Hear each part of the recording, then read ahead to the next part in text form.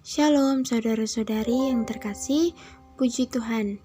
Hari ini saya ingin berbagi mengenai fungsi urapan minyak. Pembacaan Alkitab terdapat di dalam Imamat 8 ayat 12-13, Lukas 4 ayat 18-19, Kisah Para Rasul 10 ayat 38, 1 Yohanes 2 ayat 27, dan Mazmur 133 ayat 1-3. Minyak urapan berarti dikuduskan di hadapan Allah. Firman Tuhan menunjukkan bahwa seseorang yang berguna di tangan Tuhan pasti terlebih dulu menerima pengurapan di hadapan Tuhan. Jika seseorang tidak menerima pengurapan di hadapan Allah, ia tidak dapat bekerja. Kita mendapatkan pengurapan Allah bukan untuk membuat mujizat, perkara-perkara yang aneh, melainkan untuk dikuduskan di hadapan Allah. Ketika kita diurapi Allah, artinya kita adalah milik Allah, karena kita telah dipisahkan dan dikuduskan.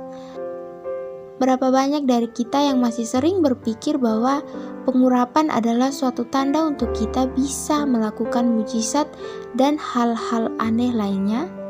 Oh Tuhan Yesus, saudara-saudari, kita perlu menyadari bahwa pengurapan adalah suatu tanda bahwa kita adalah milik Allah, kita telah dikuduskan. Mujizat akan ada ketika kita memperhidupkan firman dalam kehidupan kita.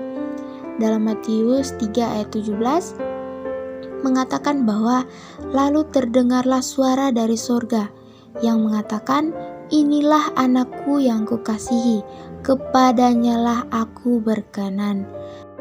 Dalam ayat ini Allah menyatakan pengakuannya kepada orang-orang bahwa inilah anakku yang kukasihi. Ini pertanda suatu pengakuan saudara-saudari.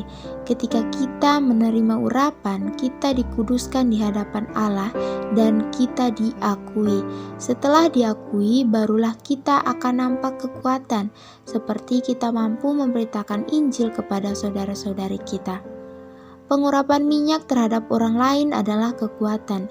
Ketika kita sudah mengalami pengurapan, ini dengan spontan akan membuat kita berkekuatan di atas diri orang lain.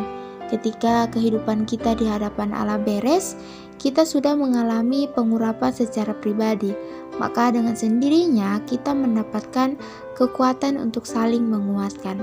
Dalam hal ini mungkin dalam proses pengurapan bukanlah suatu hal yang mudah saudara-saudari. Namun dari proses itu akan menjadi suatu kesaksian yang hidup bagi saudara-saudari kita, sehingga mereka juga beroleh kekuatan.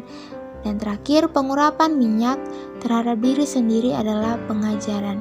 Dalam 1 Yohanes 2 ayat 27, sebab di dalam diri kamu tetap ada pengurapan yang telah kamu terima daripadanya.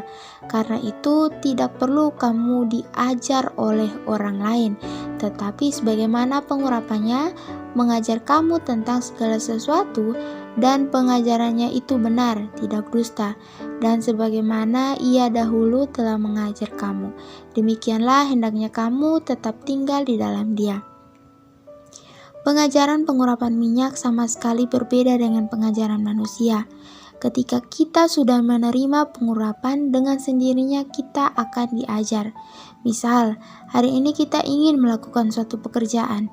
Jika Tuhan menghendaki kita mengerjakannya, ketika kita bergerak, kita mempunyai pengurapan minyak sehingga kita tahu bahwa itu benar.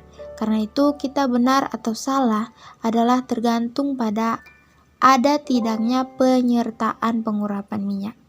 Jadi saudara-saudari, marilah kita sadari hal ini agar kita menjadi anak-anak muda yang penuh dengan urapan yang dikuduskan Allah, saling menguatkan dan selalu berjalan dalam kebenaran firman Tuhan.